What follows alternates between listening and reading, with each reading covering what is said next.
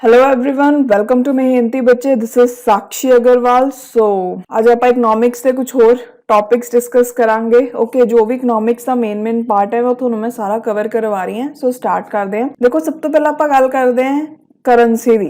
India ਦੇ ਵਿੱਚ ਜਿਹੜੀ ਪੇਪਰ ਕਰੰਸੀ ਹੈ ਉਹ ਸਭ ਤੋਂ ਪਹਿਲਾਂ ਇਸ਼ੂ ਹੋਈ ਸੀਗੀ ਬ੍ਰਿਟਿਸ਼ ਈਸਟ ਇੰਡੀਆ ਕੰਪਨੀ ਦੇ ਰੂਲ ਦੇ ਟਾਈਮ। ਜਿਹੜੀ ਫਸਟ ਪੇਪਰ ਕਰੰਸੀ ਇਸ਼ੂ ਹੋਈ ਸੀ ਇੰਡੀਆ ਦੇ ਵਿੱਚ ਉਹ ਸੀਗਾ ₹1 ਦਾ ਨੋਟ। ਠੀਕ ਹੈ, ਜਿਹੜੇ ਫਸਟ ਪੇਪਰ ਨੋਟ ਸੀ ਉਹਨਾਂ ਨੂੰ ਕਿਹਨੇ ਇਸ਼ੂ ਕੀਤਾ ਸੀਗਾ? ਪ੍ਰਾਈਵੇਟ ਬੈਂਕ ਨੇ, ਜਿਵੇਂ ਕਿ ਬੈਂਕ ਆਫ ਹਿੰਦੁਸਤਾਨ ਹੋ ਗਿਆ ਜਾਂ ਫਿਰ ਪ੍ਰੈਜ਼ੀਡੈਂਸੀ ਬੈਂਕ ਜੋ ਉਸ ਟਾਈਮ ਤੇ ਸੀ ਉਹਨਾਂ ਨੇ। ਹੁਣ ਨੈਕਸਟ ਆਪਾਂ ਪੜ੍ਹਦੇ ਹਾਂ ਕਰੰਸੀ ਸਰਕਲ ਦੇ ਬਾਰੇ।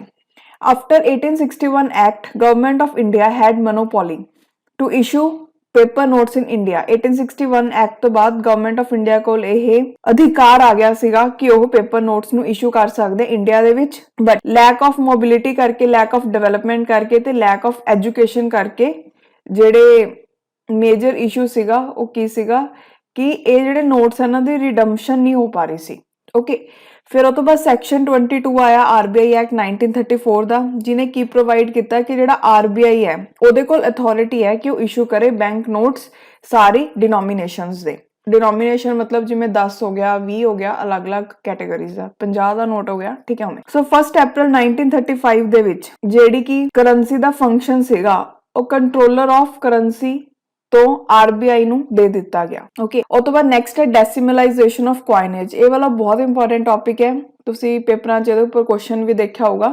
ਇੰਡੀਪੈਂਡੈਂਸ ਦੇ ਟਾਈਮ ਜਿਹੜਾ ਬੇਸਿਕ ਯੂਨਿਟ ਸੀ ਇੰਡੀਅਨ ਕਰੰਸੀ ਦਾ ਉਹ ਸੀਗਾ ₹1। ਠੀਕ ਹੈ, ਤੇ ਇਹਨੂੰ ਆਪਾਂ 16 ਅੰਨਾਸ ਜਾਂ ਫਿਰ 64 ਪੀਸ ਦੇ ਵਿੱਚ ਇਹਦੇ ਵਿੱਚ ਡਿਵਾਈਡ ਕਰ ਸਕਦੇ ਸੀ। ਸੋ ਪਾਈਸ ਹੈ ਜਿਹੜਾ ਉਹ 올ਡ ਸਪੈਲਿੰਗ ਹੈ ਪੈਸੇ ਦਾ। ਠੀਕ ਹੈ, ਸੋ ਇਹਨੂੰ ਐਵੇਂ ਬੋਲਦੇ ਸੀ, ਪੈਸੇ ਨੂੰ ਐਵੇਂ ਲਿਖਿਆ ਜਾਂਦਾ ਸੀ ਪਹਿਲਾਂ।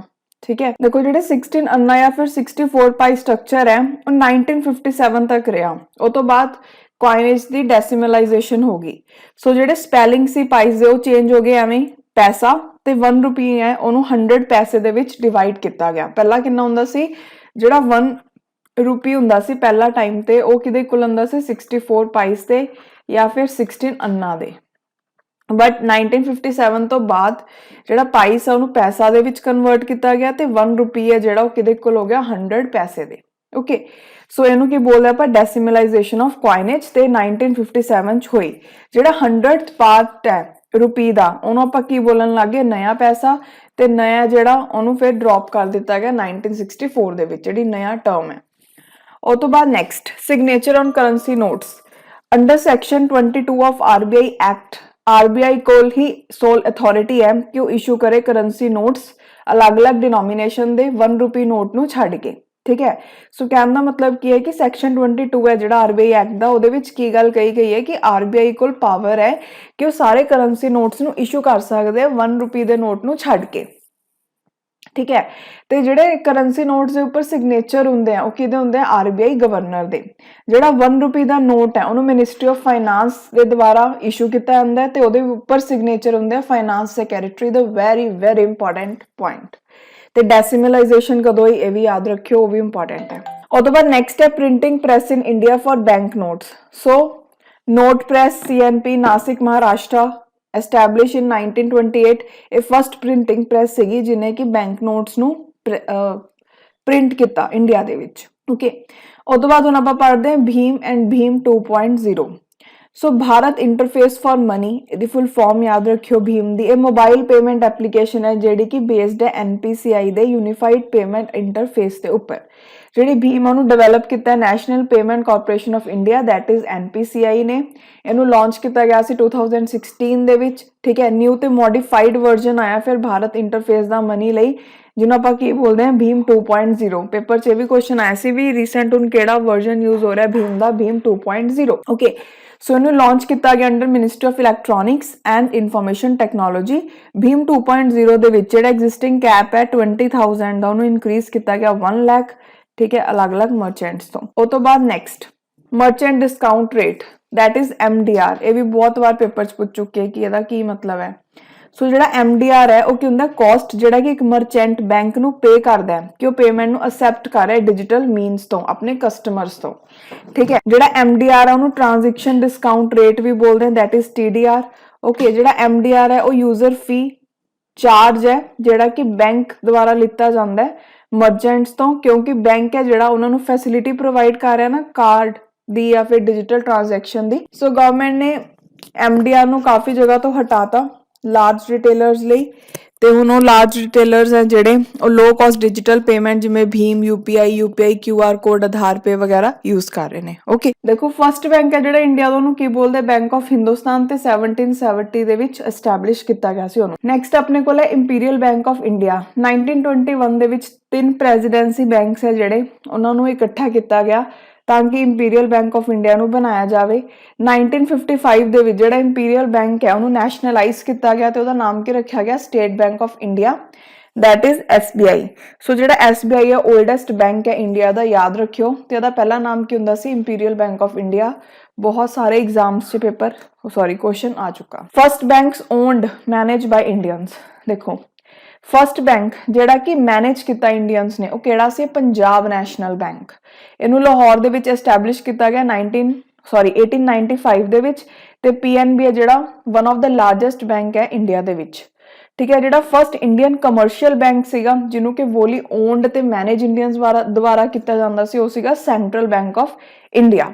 ਓਕੇ, ਤੇ 1911 ਦੇ ਵਿੱਚ ਇਹਦੀ ਐਸਟੈਬਲਿਸ਼ਮੈਂਟ ਹੋਈ। ਜਿਹੜਾ ਸੈਂਟਰਲ ਬੈਂਕ ਹੈ ਇੰਡੀਆ ਦਾ ਉਹਨੂੰ ਇੰਡੀਆਜ਼ ਫਸਟ ਸਵਦੇਸ਼ੀ ਬੈਂਕ ਵੀ ਬੋਲਦੇ ਆ। ਯਾਦ ਰੱਖਿਓ ਜਿਹੜੀ ਵੀ ਟਰਮਸ ਮੈਂ ਤੁਹਾਨੂੰ ਇੱਥੇ ਦੱਸ ਰਹੀ ਹਾਂ। ਠੀਕ ਹੈ, ਇਹਦੇ ਫਾਦਰ ਕੌਣ ਸੀ? ਸਰ ਸੋਰਾਬਜੀ ਪੋਚਕਨਵਾਲਾ। ਇਹ ਤੁਹਾਨੂੰ ਨਾਮ ਯਾਦ ਰੱਖਣ ਦੀ ਜ਼ਰੂਰਤ ਨਹੀਂ ਹੈ। ਤੇ ਇਹਦੇ ਫਸਟ ਚੇਅਰਮੈਨ ਸੀਗੇ ਫਿਰੋਜ਼ ਸ਼ਾਹ ਮਹਿਤਾ। ਠੀਕ ਹੈ, ਇਹਨਾਂ ਦਾ ਨਾਮ ਯਾਦ ਰੱਖਣ ਦੀ ਕੋਈ ਜ਼ਰੂਰਤ ਨਹੀਂ ਹੈ। ਉਸ ਤੋਂ ਬਾਅਦ next RBI origin and evolution। ਆਪਾਂ ਨੇ ਪਿਛਲੇ ਲੈਕਚਰ ਦੇ ਵਿੱਚ ਵੀ RBI ਬਾਰੇ ਕੁਝ ਚੀਜ਼ਾਂ ਪੜ੍ਹੀਆਂ ਸੀ।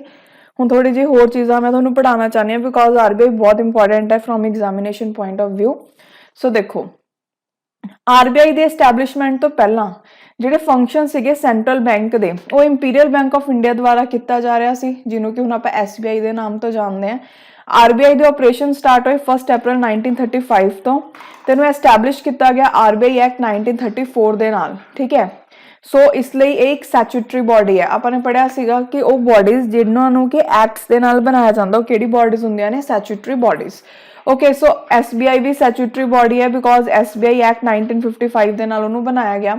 ਉਹ ਤੋਂ ਬਾਅਦ ਜਿਹੜਾ RBI ਹੈ ਉਹਨੇ ਗਵਰਨਮੈਂਟ ਓਨਡ ਬੈਂਕ ਦੀ ਤਰ੍ਹਾਂ ਸਟਾਰਟ ਨਹੀਂ ਕੀਤਾ ਸੀ ਬਲਕਿ ਇੱਕ ਪ੍ਰਾਈਵੇਟ ਬੈਂਕ ਦੀ ਤਰ੍ਹਾਂ ਸਟਾਰਟ ਕੀਤਾ ਸੀ RBI ਨੇ ਆਪਣਾ ਫੰਕਸ਼ਨ ਕਰਨਾ।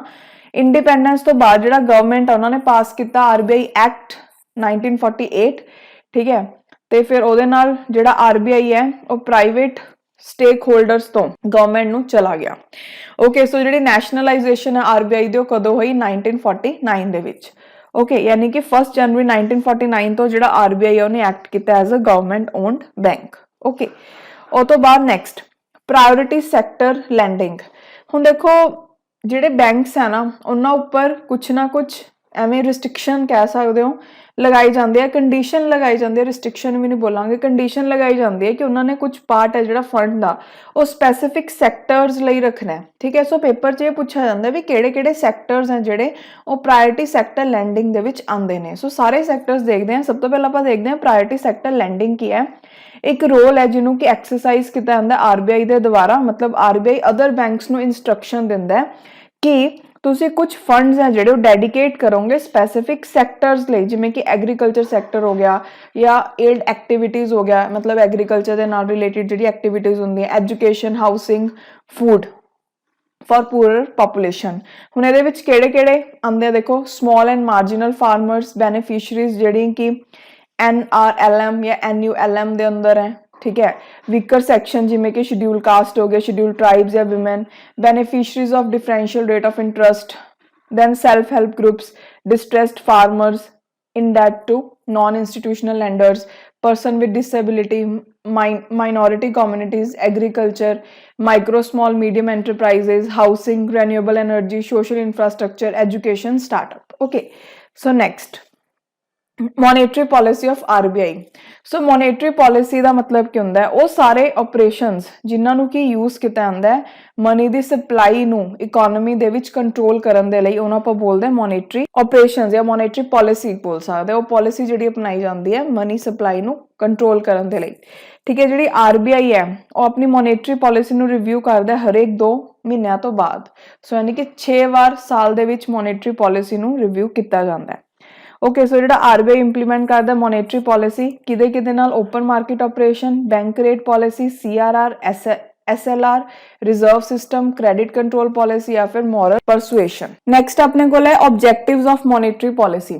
ठीक है हुण मॉनेटरी पॉलिसी बनाने का ऑब्जेक्टिव क्या है इकनॉमिक ते फाइनैंशियल स्टैबिलिटी नू मेनटेन करना एडिक्वेट फाइनैंशियल रिसोर्सिस नू इंश्योर करना ताकि डेवलपमेंट हो सके प्राइस स्टेबिलिटी लैके आना मार्केट दे विच एक ऑप्टिमम इन्फ्लेशन लेवल मेनटेन करके ठीक है क्रेडिट दा फ्लो होवे प्रोडक्टिव सैक्टर्स नू वो चीज ध्यान च रखनी प्रमोशन करना प्रोडक्टिव इन्वेस्टमेंट ते ट्रेड दा इंश्योर करके कंडक्टिव मॉनेटरी पॉलिसी उस तो बाद प्रमोट करना एक्सपोर्ट ते इकनॉमिक ग्रोथ। उस तो बाद नैक्सट अपने को टूल्स की ने मॉनेटरी पॉलिसी दे देखो अपने को एक तो होंगे ने क्वांटिटेटिव इंस्ट्रूमेंट्स एक होंगे क्वालिटेटिव इंस्ट्रूमेंट। ठीक है अगर आप क्वांटिटेटिव मेजर्स की गल करिए इंस्ट्रूमेंट्स की गल करिए किहड़े-किहड़े आंदे याद रखना तुहानू bank rate open market operation cash reserve ratio या फिर statutory liquidity ratio that is SLR cash reserve ratio नू बोलते हैं सीआरआर। क्वालिटेटिव दे विच की आ जाऊगा rationing of credit moral suasion direct action regulation in customer credit या फिर marginal standing facility that is MSF। याद रखना है भी केड़ा किस चाहता है एक है क्वालिटेटिव एक है क्वांटिटेटिव। और तो बाद next monetary policy committee monetary policy दे नाल रिलेटेड है ते कई बार इहदे उपर भी पेपर च क्वेश्चन देखने को मिले सो आपां देखदे हां। देखो जिहड़ी मॉनेटरी पॉलिसी है वो तो तुहानू मैं दस चुकी भी की है मॉनेटरी पॉलिसी कमेटी जिहड़ी है वो एक स्टैट्यूटरी बॉडी है इनू monetary policy framework agreement 2015 they which create किया गया ठीक है आरबीआई ते गवर्नमेंट के द्वारा इन 2016 जिहड़ी एमपीसी है उन्होंने रिस्पोंसिबिलिटी दी गई है कि रेपो रेट है जिहड़ा उन्होंने फिक्स करनगे ताकि इन्फ्लेशन मतलब महंगाई के उपर कंट्रोल होवे। ओके उस तो बाद हुण जिहड़ी मीटिंग है मॉनेटरी पॉलिसी कमेटी दी वो साल च 4 बार हुंदी है ते ये अपना पब्लिश करदे हैं जो भी डिसीजन हुंदा है मॉनेटरी पॉलिसी कमेटी दा। मेन चीज जो पेपर च पूछी जाती है वो ये है कि जिहड़ी मॉनेटरी पॉलिसी कमेटी है ये 6 मैंबर बॉडी है ते इहदे विच 3 मैंबर हुंदे आरबीआई तो ते 3 मैंबर नॉमिनेट कीते हुंदे सेंट्रल गवर्नमेंट दे द्वारा। सो इहदा चेयरपर्सन कौन है आरबीआई गवर्नर ते कोरम दे लई मीटिंग दे विच अगर कोई भी डिसीजन लेना है मीटिंग नू हेल्ड करना है सो मिनिमम किन्ने मैंबर्स की प्रेजेंस होनी चाहिए 4 मैंबर्स। बस इहदे विच मेन ये पूछा जांदा है कि चेयरमैन कौन है मॉनेटरी पॉलिसी कमेटी दा गवर्नर ऑफ आरबीआई। सो अगर आप देखिए हुण गवर्नर कौन है आरबीआई दे शक्तिकांत दास। ओके उस तो बाद नैक्सट हुण ऑब्जेक्टिव की है मॉनेटरी पॉलिसी दे इकनॉमिक ते फाइनैंशियल स्टेबिलिटी लैके आनी डेवलपमेंट नू इंश्योर करना ठीक है दैन क्रेडिट दा फ्लो हुंदा रहे सारे सैक्टर्स दे विच ये देखना इंप्लॉयमेंट ते ग्रोथ अपॉर्चुनिटीज नू जनरेट करना दैन इंटरनेशनल ट्रेड ते एक्सपोर्ट है जिहड़े उन्हां दी प्रमोशन करना ताकि एक्सचेंज है जिहड़ा वो मेनटेन रहे। सो सब तो पहला अपने को है कैश रिजर्व रेशो। देखो ये चीज़ां समझण तो पहला आपां बेसिक फंक्शनिंग पढ़दे हैं बैंक दी। हुण बेसिक फंक्शनिंग की हुंदी है बैंक दी ये बैंक है ਇਹਦੇ ਵਿੱਚ ਪੈਸੇ ਆਉਂਦੇ ਕਿੱਥੋਂ ਹੈ ਉਹ ਲੋਕਾਂ ਤੋਂ ਜਿਹੜੇ ਕਿ ਬੈਂਕ 'ਚ ਆਪਣੇ ਪੈਸੇ ਡਿਪੋਜ਼ਿਟ ਕਰਾਉਂਦੇ ਆ ਮਤਲਬ ਡਿਪੋਜ਼ਿਟਰਸ ਤੋਂ ਤੇ ਬੈਂਕ ਕੇ ਪੈਸਿਆਂ ਦਾ ਕੀ ਕਰਦਾ ਹੈ ਬੈਂਕ ਕੇ ਪੈਸਿਆਂ ਨੂੰ ਲੋਨ 'ਚ ਘੁਮਾਉਂਦਾ ਹੈ। ਠੀਕ ਹੈ ਹੁਣ ਬੈਂਕ ਨੂੰ ਕਮਾਈ ਕਿਵੇਂ ਹੁੰਦੀ ਹੈ ਇਹ ਦੇਖਦੇ ਆ ਲੋਨ ਕਿਹਨੂੰ ਦਿੰਦਾ ਉਹ ਲੋਕਾਂ ਨੂੰ ਜਿਨ੍ਹਾਂ ਨੇ ਕਾਰ ਲੋਨ ਲੈਣਾ ਹੈ ਜਾਂ ਫਿਰ ਘਰ ਦੇ ਲਈ ਲੋਨ ਲੈਣਾ ਹੈ। ਠੀਕ ਹੈ ਸੋ ਦੇਖੋ ਹੁਣ ਜਿਹੜੇ ਲੋਕ ਨੇ ਉਹ ਬੈਂਕ 'ਚ ਆਪਣੇ ਪੈਸੇ ਡਿਪੋਜ਼ਿਟ ਕਿਉਂ ਕਰਾਉਂਦਾ ਕਿਉਂਕਿ ਉਹਨਾਂ ਨੂੰ ਬੈਂਕ ਦਿੰਦਾ ਇੰਟਰਸਟ। ਠੀਕ ਹੈ ਪੈਸੇ ਰੱਖਣ ਦਾ ਬੈਂਕ ਦੇ ਵਿੱਚ ਹੁਣ बैंक ਨੂੰ ਕਮਾਈ ਕਿੱਥੋਂ ਹੁੰਦੀ ਹੈ ਦੇਖੋ बैंक इंटरस्ट ਉਹ ਲੋਕਾਂ ਨੂੰ ਦਿੰਦਾ ਜਿਹੜੇ ਪੈਸੇ ਆਪਣੇ ਡਿਪੋਜ਼ਿਟ ਕਰਵਾਉਣ ਆਉਂਦੇ ਆ ਬੈਂਕ ਚੋਂ ਤੇ बैंक ਇੰਟਰਸਟ ਲੈਂਦਾ ਕੀ ਤੋਂ ਹੈ ਉਹ ਲੋਕਾਂ ਤੋਂ ਜਿਨ੍ਹਾਂ ਨੂੰ ਉਹ ਲੋਨ ਤੇ ਦੇ ਰਿਹਾ ਤੇ ਜਿਹੜਾ ਇੰਟਰਸਟ ਲੋਨ ਦਾ ਹੁੰਦਾ ਉਹ ਜ਼ਿਆਦਾ ਹੁੰਦਾ ਐਸ ਕੰਪੇਅਰ ਟੂ ਕਿ ਜਿਹੜਾ ਇੰਟਰਸਟ ਉਹ ਲੋਕਾਂ ਨੂੰ ਦਿੱਤਾ ਜਾਂਦਾ ਜਿਹੜੇ ਕਿ बैंक 'ਚ ਆਪਣੇ ਪੈਸੇ ਰੱਖ ਰਹੇ ਆ। ਸੋ ਇਸ ਤਰੀਕੇ ਨਾਲ बैंक ਦਾ ਪੂਰਾ ਸਿਸਟਮ ਹੈ ਜਿਹੜਾ ਉਹ ਚੱਲਦਾ। ਹੁਣ ਸਪੋਜ਼ ਕਰੋ ਕਿ ਐਮਰਜੈਂਸੀ ਕੰਡੀਸ਼ਨ ਆ ਗਈ ਕਿ ਜਿਹੜੇ ਲੋਕਾਂ ਨੇ ਆਪਣੇ ਅਗਰ ਬੈਂਕ ਐਵੇਂ ਕਰੇ ਕਿ ਜਿੰਨੇ ਵੀ ਉਹਨਾਂ ਉਹਦੇ ਕੋਲ ਬੈਂਕ ਦੇ ਵਿੱਚ ਪੈਸੇ ਡਿਪੋਜ਼ਿਟ ਕਰਵਾਏ ਨੇ ਜਿਹੜੇ ਲੋਕਾਂ ਦੇ ਅਗਰ ਬੈਂਕ ਉਹ ਸਾਰੇ ਪੈਸਿਆਂ ਨੂੰ ਲੋਨ ਦੇ ਵਿੱਚ ਘੁਮਾ ਦੇ ਤਾਂ ਅਗਰ ਇੱਕ ਐਮਰਜੈਂਸੀ ਕੰਡੀਸ਼ਨ ਆ ਜਾਏ ਕਿ ਉਹ ਲੋਕ ਹੈ ਜਿਹੜੇ ਜਿਨ੍ਹਾਂ ਨੇ ਪੈਸੇ ਆਪਣੇ ਬੈਂਕ 'ਚ ਜਮ੍ਹਾਂ ਕਰਾਏ ਨੇ ਉਹ ਆਇਨ ਬੈਂਕ ਕੋਲ ਕਿ ਸਾਨੂੰ ਤਾਂ ਬਈ ਐਮਰਜੈਂਸੀ ਪੈ ਗਈ ਸਾਨੂੰ ਤਾਂ ਲੋੜ ਆਪਣੇ ਪੈਸਿਆਂ ਦੀ। ठीक है सो बैंक उन्होंने पैसे कित्थों दूगा बैंक को तो पैसे हैं नहीं क्योंकि उन्हें लोन च घुमाए हुए हैं। सो ये चीज़ों तो बचन के लिए अपने को एक टूल है जिन्होंने आप बोलते हैं cash reserve ratio. So cash reserve ratio का अगर तुम नाम देखोगे ये क्या है कि कैश नू रिजर्व दे विच रखा हुआ है कुछ रेशो है कैश की ऐसी। सो CRR का मतलब की होंदा है ये बेसिकली परसेंट पैसे होंगे हैं किहदे विचों जिहड़े कि बैंक को नैट डिमांड नैट टाइम ते डिमांड डिपॉजिट आईयां ने उहदे विचों कुछ परसेंट पैसे ਜਿਹੜੇ ਨੇ ਉਹ ਬੈਂਕ ਆਰਬੀਆਈ ਕੋਲ ਰੱਖਦਾ ਰਿਜ਼ਰਵ ਦੇ ਵਿੱਚ, ਠੀਕ ਹੈ। ਤੇ ਕਿਹਦੀ ਫਾਰਮ ਦੇ ਵਿੱਚ ਹੁੰਦੇ ਆ, ਕੈਸ਼ ਦੇ ਵਿੱਚ, ਤਾਂ ਕਿ ਅਗਰ ਕੋਈ ਐਮਰਜੈਂਸੀ ਕੰਡੀਸ਼ਨ ਆ ਜੇ ਤਾਂ ਇਕਨੋਮੀ ਹੈ ਜਿਹੜੀ ਉਹ ਹਿੱਲੇ ਨਾ, ਪ੍ਰੋਪਰ ਬੈਂਕ ਦੀ ਫੰਕਸ਼ਨਿੰਗ ਹੈ ਜਿਹੜੀ ਇਕਨੋਮੀ ਦੇ ਵਿੱਚ ਉਹ ਚੱਲਦੀ ਰਹੇ, ਠੀਕ ਹੈ। ਸੋ ਇਸ ਲਈ ਬੈਂਕ ਹੈ ਜਿਹੜਾ ਉਹ ਸਾਈਡ ਤੇ ਇਹ ਪੈਸੇ ਰੱਖ ਦਿੰਦਾ ਹੈ। ਕਿਹਦੇ ਵਿੱਚੋਂ ਰੱਖਦਾ ਹੈ, ਜਿੰਨੇ ਵੀ ਉਹਦੇ ਕੋਲ ਟਾਈਮ ਤੇ ਡਿਮਾਂਡ ਡਿਪੋਜ਼ਿਟਸ ਆਈਆਂ ਹੁੰਦੀਆਂ ਨੇ, ਓਕੇ। ਸੋ ਜਿਹੜਾ CRR ਹੈ ਇਹਦੇ ਵਿੱਚ ਜਿਹੜਾ, ਜਿਵੇਂ ਸਪੋਜ਼ ਅਗਰ ਆਪਾਂ ਐਟ ਪ੍ਰੈਜ਼ੈਂਟ ਗੱਲ ਕਰੀਏ ਤਾਂ CRR 4% ਹੈ, ਯਾਨੀ ਕਿ ਜਿੰਨੇ ਵੀ ਬੈਂਕ ਕੋਲ, ਜਿਹੜਾ ਕੋਈ ਸ਼ਡਿਊਲ ਬੈਂਕ ਹੈ ਉਹਦੇ ਕੋਲ ਜਿੰਨੇ ਵੀ ਟਾਈਮ ਤੇ ਡਿਮਾਂਡ ਡਿਪੋਜ਼ਿਟਸ ਆਈਆਂ ਨੇ ਉਹਦਾ 4% ਜਿਹੜਾ ਉਹ ਬੈਂਕ ਹੈ ਉਹ ਆਰਬੀਆਈ ਕੋਲ ਰੱਖ ਦੂਗਾ ਰਿਜ਼ਰਵ ਦੇ ਵਿੱਚ, ਤੇ ਕੈਸ਼ ਦੀ ਫਾਰਮ 'ਚ ਰੱਖੂਗਾ, ਓਕੇ। ਸੋ ਇਹ ਹੋ ਗਿਆ ਕੈਸ਼ ਰਿਜ਼ਰਵ ਰੇਸ਼ੋ। ਉਹ ਤੋਂ ਬਾਅਦ ਹੁਣ ਅਗਰ ਮੈਂ ਤੁਹਾਨੂੰ ਇੱਕ ਚੀਜ਼ ਸਮਝਾਉਣਾ ਚਾਹੁੰਦੀ ਹਾਂ ਕਿ ਜਿਹੜਾ ਕੈਸ਼ ਰਿਜ਼ਰਵ ਰੇਸ਼ੋ ਹੈ ਉਹਦਾ ਮਨੀ ਸਪਲਾਈ ਦੇ ਨਾਲ ਕੀ ਅਸਰ ਪੈਂਦਾ ਹੈ। ਹੁਣ ਦੇਖੋ, ਹੁਣ ਜਿਵੇਂ ਕੈਸ਼ ਰਿਜ਼ਰਵ ਰੇਸ਼ੋ 4% ਹੈ, ਅਗਰ ਕੈਸ਼ ਰਿਜ਼ਰਵ ਰੇਸ਼ੋ ਨੂੰ ਸਪੋਜ਼ ਕਰੋ 6% ਕਰ ਦਿੱਤਾ ਜਾਵੇ ਤਾਂ ਮਤਲਬ ਬੈਂਕ ਨੂੰ ਆਰਬੀਆਈ ਕੋਲ ਜ਼ਿਆਦਾ ਪੈਸੇ ਰੱਖਣੇ ਪੈ ਰਹੇ ਹਨ। ਕਿਉਂਕਿ ਬੈਂਕ ਨੂੰ ਜ਼ਿਆਦਾ ਪੈਸੇ ਆਰਬੀਆਈ ਕੋਲ ਰੱਖਣੇ ਪੈ ਰਹੇ ਆ CRR ਦੀ ਫਾਰਮ ਦੇ ਵਿੱਚ, ਤਾਂ ਬੈਂਕ ਲੋਨ ਘੱਟ ਦੇ ਪਾਊਗਾ। ਅਗਰ ਬੈਂਕ ਲੋਨ ਘੱਟ ਦੇ ਪਾਊਗਾ ਤਾਂ ਘੱਟ ਲੋਕਾਂ ਦੇ ਕੋਲ ਮਨੀ ਆਊਗੀ, ਠੀਕ ਹੈ। ਅਗਰ ਘੱਟ ਲੋਕਾਂ ਕੋਲ ਮਨੀ ਆਊਗੀ ਤਾਂ ਮਨੀ ਸਪਲਾਈ ਹੈ ਜਿਹੜੀ ਉਹ ਕੀ ਹੋਊਗੀ, ਇਕਨੋਮੀ ਦੇ ਵਿੱਚ ਘਟੂਗੀ, ਓਕੇ। ਸੋ ਇਹਦੇ ਨਾਲ ਮੈਂ ਤੁਹਾਨੂੰ ਇੱਕ ਹੋਰ ਚੀਜ਼ ਸਮਝਾਉਣਾ ਚਾਹੁੰਦੀ ਹਾਂ ਕਿ ਜਿਹੜਾ CRR ਹੈ ਉਹਦਾ ਇਨਫਲੇਸ਼ਨ ਦੇ ਨਾਲ ਕੀ ਰਿਲੇਸ਼ਨ ਹੈ। ਇਨਫਲੇਸ਼ਨ ਹੁੰਦਾ ਮਹਿੰਗਾਈ, ਠੀਕ ਹੈ। ਮਹਿੰਗਾਈ ਕਦੋਂ ਆਉਂਦੀ ਹੈ, ਜਦੋਂ ਚੀਜ਼ਾਂ ਦਾ ਰੇਟ ਬਹੁਤ ਜ਼ਿਆਦਾ ਇਨਕਰੀਜ਼ ਹੋ ਜੇ, ਠੀਕ ਹੈ। ਹੁਣ ਦੇਖੋ ਮਾਰਕੀਟ ਦੇ ਵਿੱਚ ਮਨੀ ਹੈ ਜਿਹੜੀ ਘੱਟ ਹੈ, ਮਤਲਬ ਲੋਕਾਂ ਕੋਲ ਘੱਟ ਪੈਸੇ ਆ ਚੀਜ਼ਾਂ ਖਰੀਦਣ ਦੇ ਲਈ। ਹੁਣ ਲੋਕ ਕੀ ਕਰਨਗੇ, ਜਦੋਂ CRR ਵੱਧ ਜਾਂਦਾ, ਲੋਕਾਂ ਕੋਲ ਘੱਟ ਪੈਸੇ ਆ ਤਾਂ ਲੋਕ ਚੀਜ਼ਾਂ ਖਰੀਦਣੀਆਂ ਬੰਦ ਕਰ ਦੇਣਗੇ, ਠੀਕ ਹੈ। ਸੋ ਜਿਹੜੀ ਕੰਪਨੀਜ਼ ਹੁੰਦੀਆਂ ਉਹ ਕੀ ਕਰਨਗੇ, ਆਪਣੇ ਪ੍ਰਾਈਸਿਸ ਘਟਾਣੇ ਸਟਾਰਟ ਕਰ ਦੇਣਗੇ ਤਾਂ ਕਿ ਲੋਕ ਹੈ ਜਿਹੜੇ ਉਹ ਚੀਜ਼ਾਂ ਖਰੀਦਣੀਆਂ ਸ਼ੁਰੂ ਕਰਨ। ਸੋ ਯਾਨੀ ਕਿ ਕੀ ਹੁੰਦਾ, ਜਦੋਂ CRR ਵੱਧਦਾ, ਠੀਕ ਹੈ, ਤਾਂ ਇਨਫਲੇਸ਼ਨ ਹੈ ਜਿਹੜੀ ਉਹ ਕੀ ਹੁੰਦੀ ਹੈ, ਘਟਦੀ ਹੈ। ਸੋ CRR ਤੇ ਇਨਫਲੇਸ਼ਨ ਇਨਵਰਸਲੀ ਪ੍ਰਪੋਰਸ਼ਨਲ ਨੇ, ਠੀਕ ਹੈ। ਉਹ ਤੋਂ ਬਾਅਦ ਨੈਕਸਟ ਆਪਣੇ ਕੋਲ ਟੂਲ ਹੈ ਸੈਚੂਟਰੀ ਲਿਕੁਇਡਿਟੀ ਰੇਸ਼ੋ। ਸੋ ਸੈਚੂਟਰੀ ਲਿਕੁਇਡਿਟੀ ਰੇਸ਼ੋ ਜਿਹੜੀ ਹੈ ਉਹ ਕੀ ਹੈ, ਉਹ ਪਰਸੈਂਟ ਜਿਹੜੇ ਕਿ ਸ਼ਡਿਊਲ ਬੈਂਕਸ ਨੂੰ ਆਪਣੇ ਨੈਟ ਟਾਈਮ ਤੇ ਡਿਮਾਂਡ ਡਿਪੋਜ਼ਿਟ ਤੋਂ ਰੱਖਣੇ ਪੈਂਦੇ ਆ ਆਪਣੇ ਆਪ ਦੇ ਕੋਲ, ਠੀਕ ਹੈ। ਇਹਦੇ ਵਿੱਚ ਉਹ ਆਰਬੀਆਈ ਕੋਲ ਨਹੀਂ ਰੱਖਦੇ, ਜਿਵੇਂ CRR ਦੇ ਕੇਸ 'ਚ ਆਰਬੀਆਈ ਕੋਲ ਰੱਖਦੇ ਸੀ, ਸੈਚੂਟਰੀ ਲਿਕੁਇਡਿਟੀ ਰੇਸ਼ੋ 'ਚ ਆਪਣੇ ਕੋਲ ਰੱਖਦੇ ਆ, ਠੀਕ ਹੈ। ਤੇ ਕਿਹਦੇ ਫਾਰਮ 'ਚ ਹੁੰਦੇ ਆ, ਇਹ ਲਿਕੁਇਡ ਐਸੈਟਸ ਦੀ ਫਾਰਮ 'ਚ ਹੁੰਦੇ ਆ, ਜਿਵੇਂ ਕਿ ਕੈਸ਼, ਗੋਲਡ ਤੇ ਗਵਰਨਮੈਂਟ ਸਿਕਿਉਰਿਟੀਜ਼। ਇਹ ਤਿੰਨਾਂ ਦੀ ਫਾਰਮ 'ਚ ਜਿਹੜੇ SLR ਹੈ ਇਹਦੇ ਵਿੱਚ ਡਿਪੋਜ਼ਿਟ ਰੱਖੇ ਜਾਂਦੇ ਆ, ਠੀਕ ਹੈ। ਪੇਪਰ 'ਚ ਬਹੁਤ ਵਾਰ ਪੁੱਛ ਚੁੱਕੇ ਕਿ SLR ਕਿਹੜੀ ਫਾਰਮ 'ਚ ਰੱਖਦੇ ਆ, ਕੈਸ਼, ਗੋਲਡ ਤੇ ਗਵਰਨਮੈਂਟ ਸਿਕਿਉਰਿਟੀਜ਼, ਓਕੇ। ਹੁਣ ਇਹਦੀ ਜ਼ਰੂਰਤ ਕੀ ਹੈ ਕਿ ਬੈਂਕ ਨੂੰ ਬਚਾਇਆ ਜਾ ਸਕੇ ਕਿ ਉਹ ਸਾਰੇ ਡਿਪੋਜ਼ਿਟ ਜੋ ਵੀ ਉਹਨਾਂ ਕੋਲ ਆਏ ਨੇ ਉਹ ਲੋਨ 'ਚ ਨਾ ਘੁਮਾ ਦੇਣ, ਠੀਕ ਹੈ। ਤੇ ਇਹ ਮੈਂਡੇਟਰੀ ਹੈ SLR ਮੇਨਟੇਨ ਕਰਨਾ ਕਿਸੇ ਵੀ ਬੈਂਕ ਲਈ under banking regulation act 1949, okay. ਜਿਹੜਾ SLR ਹੈ ਇਹਦੇ ਵਿੱਚ ਗਵਰਨਮੈਂਟ ਸਿਕਿਉਰਿਟੀਜ਼ ਵੀ ਨੇ, ਠੀਕ ਹੈ। ਸੋ ਇਹ ਇਨਸ਼ੋਰ ਕਰਦਾ ਕਿ ਸਰਟਨ ਅਮਾਉਂਟ ਆਫ ਮਨੀ ਹੈ ਜਿਹੜੀ ਉਹ ਸਿਕਿਉਰ ਹੈ ਗਵਰਨਮੈਂਟ ਦੇ ਲਈ, ਓਕੇ। ਹੁਣ ਅਗਰ ਆਪਾਂ ਗੱਲ ਕਰੀਏ ਐਟ ਪ੍ਰੈਜ਼ੈਂਟ ਜਿਹੜਾ SLR ਹੈ ਉਹ ਕਿੰਨਾ, ਆਈ ਥਿੰਕ 18% ਹੈ, ਠੀਕ ਹੈ। ਹੁਣ ਦੇਖੋ SLR ਦੇ ਵਿੱਚ ਵੀ ਕੀ ਹੋ ਗਿਆ, SLR ਵੀ ਬੇਸਿਕਲੀ ਬੈਂਕ ਨੂੰ ਆਪਣੇ ਕੋਲ ਡਿਪੋਜ਼ਿਟ ਰੱਖਣੇ ਪੈ ਰਹੇ ਤਾਂ ਬੈਂਕ ਘੱਟ ਲੋਨ 'ਚ ਪੈਸੇ ਘੁਮਾਊਗਾ। ਸੋ ਜਿਵੇਂ CRR 'ਚ ਹੁੰਦਾ SLR 'ਚ ਵੀ ਸਿਮਿਲਰ ਉਵੇਂ ਹੀ ਹੈ, ਠੀਕ ਹੈ। ਘੱਟ ਮਨੀ ਹੋਊਗੀ ਮਾਰਕੀਟ ਦੇ ਵਿੱਚ ਤਾਂ ਇਨਫਲੇਸ਼ਨ ਘਟੂਗੀ। ਉਹ ਤੋਂ ਬਾਅਦ ਨੈਕਸਟ ਹੈ ਬੈਂਕ ਰੇਟ।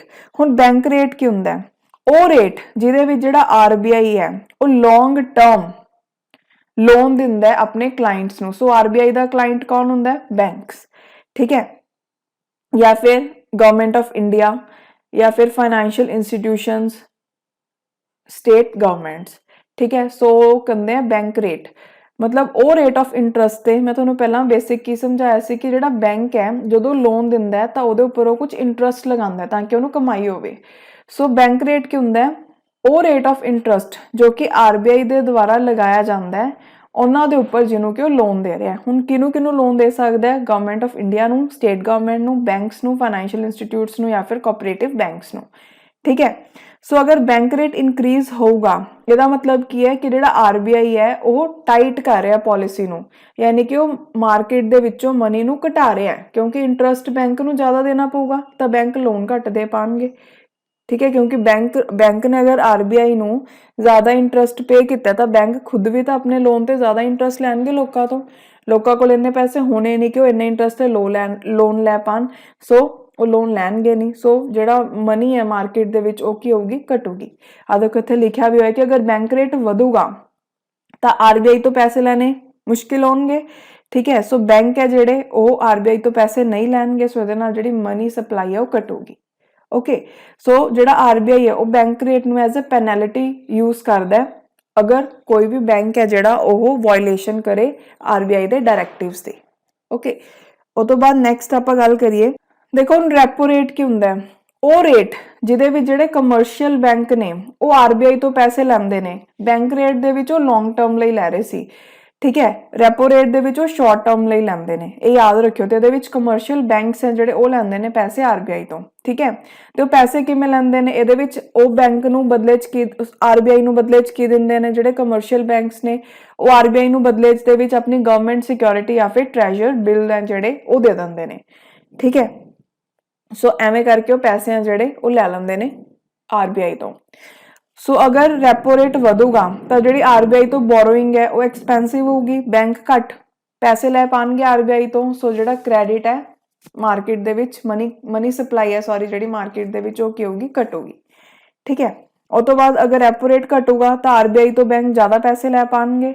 ਠੀਕ ਹੈ, ਬੈਂਕ ਜ਼ਿਆਦਾ ਪੈਸੇ ਕਿਉਂਕਿ ਲੈ ਪਾਣਗੇ ਆਰਬੀਆਈ ਤੋਂ ਤਾਂ ਜ਼ਿਆਦਾ ਲੋਨ ਚ ਦੇਣਗੇ ਲੋਕਾਂ ਨੂੰ ਪੈਸੇ, ਜ਼ਿਆਦਾ ਲੋਨ ਦੇਣਗੇ ਯਾਨੀ ਕਿ ਮਨੀ ਸਪਲਾਈ ਮਾਰਕੀਟ ਦੇ ਵਿੱਚ ਵਧੂਗੀ। ਓਕੇ, ਉਹ ਤੋਂ ਬਾਅਦ ਨੈਕਸਟ ਆਪਣੇ ਕੋਲ ਹੈ ਰਿਵਰਸ ਰੈਪੋ ਰੇਟ। ਸੋ ਰਿਵਰਸ ਰੈਪੋ ਰੇਟ ਕੀ ਹੁੰਦਾ ਹੈ, ਉਹ ਰੇਟ ਜਿਹਦੇ ਵਿੱਚ ਜਿਹੜਾ ਆਰਬੀਆਈ ਹੈ ਉਹ ਬੋਰੋ ਕਰਦਾ ਮਨੀ ਕਮਰਸ਼ੀਅਲ ਬੈਂਕ ਤੋਂ ਆਪਣੀ ਗਵਰਨਮੈਂਟ ਸਿਕਿਉਰਿਟੀ ਜਾਂ ਫਿਰ ਟ੍ਰੈਜਰੀ ਬਿਲਸ ਨੂੰ ਮੋਰਟੇਜ ਕਰਕੇ ਯਾਨੀ ਕਿ ਗਿਰਵੀ ਰੱਖ ਕੇ। ਠੀਕ ਹੈ, ਜਿਹੜਾ ਆਪਣੇ ਕੋਲ ਰੈਪੋ ਰੇਟ ਸੀ ਉਹਦੇ ਵਿੱਚ ਵੀ ਬੈਂਕਸ ਗਿਰਵੀ ਰੱਖਦੇ ਆ ਆਰਬੀਆਈ ਕੋਲ ਆਪਣੀ ਗਵਰਨਮੈਂਟ ਸਿਕਿਉਰਿਟੀ ਜਾਂ ਫਿਰ ਟ੍ਰੈਜਰੀ ਬਿਲਸ, ਇਹਦੇ ਵਿੱਚ ਆਰਬੀਆਈ ਬੈਂਕ ਕੋਲ ਰੱਖਦਾ। ਹੁਣ ਇਹਦੇ ਵਿੱਚ ਦੇਖੋ ਅਗਰ ਰਿਵਰਸ ਰੈਪੋ ਰੇਟ ਇਨਕਰੀਜ਼ ਹੁੰਦਾ ਤਾਂ ਕਮਰਸ਼ੀਅਲ ਬੈਂਕਸ ਨੂੰ ਕੀ ਹੁੰਦਾ, ਜ਼ਿਆਦਾ ਇਨਸੈਂਟਿਵ ਮਿਲਦਾ ਆਰਬੀਆਈ ਤੋਂ। ਤਾਂ ਕਮਰਸ਼ੀਅਲ ਬੈਂਕ ਇਹ ਚਾਹਣਗੇ ਨਾ ਕਿ ਆਰਬੀਆਈ ਨੂੰ ਜ਼ਿਆਦਾ ਤੋਂ ਜ਼ਿਆਦਾ ਪੈਸੇ ਦਈਏ। ਠੀਕ ਹੈ, ਉਹ ਲੋਨ ਦੀ ਦੇਣ ਦੀ ਬਜਾਏ ਆਰਬੀਆਈ ਨੂੰ ਦੇਣਾ ਪਸੰਦ ਕਰਨਗੇ ਕਿਉਂਕਿ ਉਹਨਾਂ ਨੂੰ ਉੱਥੋਂ ਬੈਨੀਫਿਟ ਹੋ ਰਿਹਾ। ਸੋ ਓਵਰਆਲ ਜਿਹੜੀ ਡਿਮਾਂਡ ਹੈ ਮਨੀ ਦੇ ਵਿੱਚ, ਸੌਰੀ ਸਪਲਾਈ ਹੈ, ਸੋ ਓਵਰਆਲ ਜਿਹੜੀ ਸਪਲਾਈ ਹੈ ਮਾਰਕੀਟ ਦੇ ਵਿੱਚ ਮਨੀ ਦੀ ਉਹ ਘਟੂਗੀ। ਸੋ ਜਿਹੜਾ ਮਾਰਜਨਲ ਸਟੈਂਡਿੰਗ ਫੈਸਿਲਿਟੀ ਹੈ ਇਹਦੇ ਵਿੱਚ ਕੀ ਹੈ ਕਿ ਅਗਰ ਸਪੋਜ਼ ਬੈਂਕ ਨੂੰ ਐਮਰਜੈਂਸੀ ਲੋੜ ਪੈ ਜੇ ਪੈਸਿਆਂ ਦੀ ਤਾਂ ਉਹ ਕੀ ਕਰਨਗੇ, ਆਰਬੀਆਈ ਤੋਂ ਬੋਰੋ ਕਰ ਲੈਣਗੇ ਪੈਸੇ। ਠੀਕ ਹੈ, ਐਮਰਜੈਂਸੀ ਸਿਚੁਏਸ਼ਨ ਦੇ ਵਿੱਚ ਜਦੋਂ ਉਹਨਾਂ ਦੀ ਹਾਲਤ ਖਰਾਬ ਹੋ ਰਹੀ ਹੈ ਤੇ ਇਹਦੇ ਵਿੱਚ ਉਹ ਕੀ ਕਰਨਗੇ, ਬਦਲੇ ਚ ਆਰਬੀਆਈ ਕੋਲ ਆਪਣੀ ਗਵਰਨਮੈਂਟ ਸਿਕਿਉਰਿਟੀਜ਼ ਰੱਖ ਦੇਣਗੇ। ਠੀਕ ਹੈ, ਤੇ ਜਿਹੜਾ ਆਰਬੀਆਈ ਹੈ ਉਹ ਇੰਟਰਸਟ ਦੇ ਕੇਸ ਦੇ ਵਿੱਚ ਜ਼ਿਆਦਾ ਲੈਂਦਾ ਹੈ। ਓਕੇ, ਸੋ ਇਹ ਯਾਦ ਰੱਖਿਓ। ਉਹ ਤੋਂ ਬਾਅਦ ਨੈਕਸਟ ਦੇਖੋ ਜਿਹੜਾ ਰਿਵਰਸ ਰੈਪੋ ਰੇਟ ਹੈ। ਠੀਕ ਹੈ, ਜਿਵੇਂ ਦੇਖੋ ਇੱਕ ਚੀਜ਼ ਯਾਦ ਰੱਖਿਓ, ਜਿਹੜਾ ਆਪਣੇ ਕੋਲ ਰੈਪੋ ਰੇਟ ਹੈ ਅਗਰ ਆਪਾਂ ਰੈਪੋ ਰੇਟ ਚੋਂ -1 ਕਰ ਦਾਂਗੇ ਤਾਂ ਹੁੰਦਾ ਰਿਵਰਸ ਰੈਪੋ ਰੇਟ, ਤੇ ਰੈਪੋ ਰੇਟ ਦੇ ਵਿੱਚ ਅਗਰ ਆਪਾਂ +1 ਕਰ ਦਾਂਗੇ ਠੀਕ ਹੈ ਤਾਂ ਉਹ ਆਪਣੇ ਕੋਲ ਕੀ ਹੁੰਦਾ, ਐਮਐਸ। ਸੋ ਯਾਨੀ ਕਿ ਜਿਹੜਾ ਇੰਟਰਸਟ ਆਪਣੇ ਕੋਲ ਰੈਪੋ ਰੇਟ ਤੇ ਮਿਲ ਰਿਹਾ, ਜਿਹੜਾ ਐਮਐਸਐਫ ਹੁੰਦਾ ਉਹ ਤੋਂ 1% ਜ਼ਿਆਦਾ ਹੁੰਦਾ ਹੈ। ਠੀਕ ਹੈ, ਆ ਦੇਖੋ interest rate for MSF is repo rate +1। ਠੀਕ ਹੈ, ਰਿਵਰਸ ਤੇ ਕੀ ਹੁੰਦਾ ਰੈਪੋ ਰੇਟ -1। ਇਹ ਯਾਦ ਰੱਖਿਓ, ਪੇਪਰ 'ਚ ਪੁੱਛਦੇ ਆ ਕਿਉਂਕਿ ਦੇਖੋ ਆਪਾਂ ਨੇ ਰੈਪੋ ਰੇਟ ਕੀ ਪੜਿਆ ਸੀਗਾ ਕਿ ਜਿਹਦੇ ਵਿੱਚ ਕਮਰਸ਼ੀਅਲ ਬੈਂਕ ਆਰਬੀਆਈ ਤੋਂ ਪੈਸੇ ਲੈਂਦੇ ਨੇ। ਠੀਕ ਹੈ, ਬਦਲੇ 'ਚ ਆਪਣੀਆਂ ਗਵਰਨਮੈਂਟ ਸਿਕਿਉਰਿਟੀਜ਼ ਤੇ ਟ੍ਰੈਜਰੀ ਬਿਲਸ ਨੂੰ ਰੱਖ ਕੇ। ਜਿਹੜਾ ਐਮਐਸਐਫ ਹੈ ਮਾਰਜਨਲ ਸਟੈਂਡਿੰਗ ਫੈਸਿਲਿਟੀ, ਇਹਦੇ ਵਿੱਚ ਕੀ ਹੈ ਕਿ ਉਹਨਾਂ ਨੂੰ ਐਮਰਜੈਂਸੀ ਕੰਡੀਸ਼ਨ ਦੇ ਵਿੱਚ ਆਰਬੀਆਈ ਤੋਂ ਪੈਸੇ ਲੈਣੇ ਪੈ ਰਹੇ ਨੇ, ਉਹਨਾਂ ਦੀ ਹਾਲਤ ਖਰਾਬ ਹੈ। ਸੋ ਆਰਬੀਆਈ ਕੀ ਕਰੂਗਾ, ਆਰਬੀਆਈ ਉਹਨਾਂ ਨੂੰ ਜ਼ਿਆਦਾ ਇੰਟਰਸਟ ਤੇ ਪੈਸੇ ਦਊਗਾ। ਠੀਕ ਹੈ, ਸੋ ਇਹ ਮਤਲਬ ਹੈ। ਉਹ ਤੋਂ ਬਾਅਦ ਨੈਕਸਟ ਹੈ NDTL। NDTL ਦਾ ਮਤਲਬ ਕੀ ਹੁੰਦਾ, difference between sum of demand and time liabilities of a bank. Okay, ਉਹ ਤੋਂ ਬਾਅਦ ਨੈਕਸਟ ਹੈ open market operation. So open market operation ਦਾ ਮਤਲਬ ਕੀ ਹੁੰਦਾ ਹੈ, ਗਵਰਨਮੈਂਟ ਸਿਕਿਉਰਿਟੀਜ਼ ਦਾ ਆਰਬੀਆਈ ਦੇ ਦੁਆਰਾ ਸੇਲ ਤੇ ਪਰਚੇਸ ਕਰਨਾ ਓਪਨ ਮਾਰਕੀਟ ਦੇ ਵਿੱਚ, ਤਾਂ ਕਿ ਲਿਕੁਇਡਿਟੀ ਨੂੰ ਕੰਟਰੋਲ ਕੀਤਾ ਜਾਵੇ ਮਾਰਕੀਟ ਦੇ ਵਿੱਚ। ਠੀਕ ਹੈ, ਹੁਣ ਦੇਖੋ ਆਰਬੀਆਈ ਹੈ, ਗਵਰਨਮੈਂਟ ਸਿਕਿਉਰਿਟੀਜ਼ ਹੈ, मतलब ਜਿਹੜੀ ਗਵਰਨਮੈਂਟ ਕੋਲ ਸਿਕਿਉਰਿਟੀਜ਼ ਨੇ ਉਹ ਹੁਣ ਗਵਰਨਮੈਂਟ ਸਿਕਿਉਰਿਟੀਜ਼ ਹੈ। ਠੀਕ ਹੈ, ਆਰਬੀਆਈ ਨੇ ਗਵਰਨਮੈਂਟ ਸਿਕਿਉਰਿਟੀਜ਼ ਖਰੀਦ ਲਿਆ। ਅਗਰ ਆਰਬੀਆਈ ਗਵਰਨਮੈਂਟ ਸਿਕਿਉਰਿਟੀ ਖਰੀਦ ਲਿਆ ਤਾਂ ਆਰਬੀਆਈ ਬਦਲੇ ਦੇ ਵਿੱਚ ਕੀ ਕਰੂਗਾ, ਮਾਰਕੀਟ ਦੇ ਵਿੱਚ ਪੈਸਿਆਂ ਦਾ ਫਲੋ ਇਨਕਰੀਜ਼ ਕਰੂਗਾ ਨਾ। ਅਗਰ ਆਰਬੀਆਈ ਗਵਰਨਮੈਂਟ ਸਿਕਿਉਰਿਟੀਜ਼ ਵੇਚ ਰਿਹਾ ਹੈ ਯਾਨੀ ਕਿ ਆਰਬੀਆਈ ਕੀ ਲੈ ਰਿਹਾ, ਬਦਲੇ ਦੇ ਵਿੱਚ ਮਨੀ ਲੈ ਰਿਹਾ, ਸੋ ਉਹਦੇ ਨਾਲ ਮਾਰਕੀਟ ਦੇ ਵਿੱਚ ਜਿਹੜੀ ਮਨੀ ਸਪਲਾਈ ਹੈ ਉਹ ਘਟੂਗੀ। ਓਕੇ, ਆ ਦੇਖੋ ਇਫ ਆਰਬੀਆਈ ਸੈਲ ਮਤਲਬ ਆਰਬੀਆਈ ਅਗਰ ਵੇਚ ਰਿਹਾ ਹੈ ਜਿਹੜੀ ਗਵਰਨਮੈਂਟ ਸਿਕਿਉਰਿਟੀਜ਼ ਹੈ ਤਾਂ ਕੀ ਹੋਊਗਾ, ਬੈਂਕ ਤੇ ਪਬਲਿਕ ਹੈ ਜਿਹੜੀ ਉਹਨੂੰ ਖਰੀਦੂਗੀ ਤੇ ਮਨੀ ਪੇ ਕਰੂਗੀ ਆਰਬੀਆਈ ਨੂੰ। ठीक है। सो जो महंगाई आती है आरबीआई की करता है गवर्नमेंट सिक्योरिटीज़ ਨੂੰ बेचना स्टार्ट कर ਦਿੰਦਾ है। सो आरबीआई ने गवर्नमेंट सिक्योरिटीज़ ਨੂੰ बेचना स्टार्ट करता, यानी कि मार्केट ਦੇ ਵਿੱਚ ਜਿਹੜੀ मनी सप्लाई ਉਹ घट गई। मनी सप्लाई घट गई मतलब लोगों को घट पैसे ने तो लोग चीज़ां घट खरीदनियां शुरू कर देंगे। लोगों ने घट चीज़ां खरीदनियां शुरू करते तो इंडस्ट्रीज़ ਨੂੰ ਕੀ करना पऊगा, ਜਿਹੜੇ रेट है चीज़ों के घटाने पैणगे ताकि लोग खरीदन। सो महंगाई घट गई। ओके, अगर आरबीआई ने गवर्नमेंट सिक्योरिटीज़ ਨੂੰ खरीदना शुरू करता होल्डर्स तो जिन्होंने कोल गवर्नमेंट सिक्योरिटीज़ हैं, तो मतलब बदले आरबीआई पैसे दे रहा उन्होंने, ठीक है। सो पैसे दे रहा यानी कि मार्केट दे विच जिहड़ी मनी सप्लाई है वो इनक्रीज हो रही है। ओके, सो ये मतलब। सो नैक्सट है liquidity adjustment facility, monetary policy instrument जिहड़ा कि आरबीआई यूज़ करता है ताकि लिक्विडिटी कंडीशनस जिहड़ियां ने शॉर्ट टर्म दे लई मार्केट दे विच ओनू सुधारिया जावे। सो लिक्विडिटी एडजस्टमेंट फैसिलिटीज़ दे विच की है जिहड़ा आरबीआई है वो अलग अलग इंस्ट्रूमेंट्स का यूज़ करता है लिक्विडिटी नू वधाउण दे लई या लिक्विडिटी नू घटाउण दे लई मार्केट दे विच, ठीक है। रैपो ते रिवर्स रैपो रेट्स है जिहड़े वो आरबीआई दी लिक्विडिटी एडजस्टमेंट फैसिलिटी का पार्ट है। तो एक गल याद रखियो, आरबीआई ने लिक्विडिटी एडजस्टमेंट फैसिलिटी नू इंट्रोड्यूस किया as a result of Narasimha committee on banking sector reforms. Okay, उस तो बाद long term repo operations that is LTRO एक न्यू पॉलिसी टूल है जिहड़ा कि आरबीआई द्वारा यूज़ किया जाता है ताकि ज़्यादा लिक्विडिटी इकोनॉमी दे विच आवे, ठीक है। रैपोज की तरह ही सिमिलर है जिहड़ा लॉन्ग टर्म रैपो ऑपरेशन है, बट इहदे विच जिहड़ा मैच्योरिटी पीरियड हुंदा है वो 1 साल तो लैके 3 साल तक का हुंदा है। सो नैक्सट आपां देखते हैं कुछ बैंक दी टाइप। सब तो पहला अपने कोल ने कमर्शियल बैंक। जिहड़े कमर्शियल बैंक ने कोई भी ऐसी बैंकिंग ऑर्गेनाइजेशन है जिहड़ी डील करदी है डिपॉजिट ते लोन्स दे नाल, ठीक है। जिहड़े कमर्शियल बैंक्स ने वो इशू करते हैं बैंक चैक्स ते ड्राफ्ट्स ते नाल ही वो मनी भी एक्सैप्ट करते हैं, मतलब उत्थे मनी डिपॉजिट करवा के आप आ सकते हैं।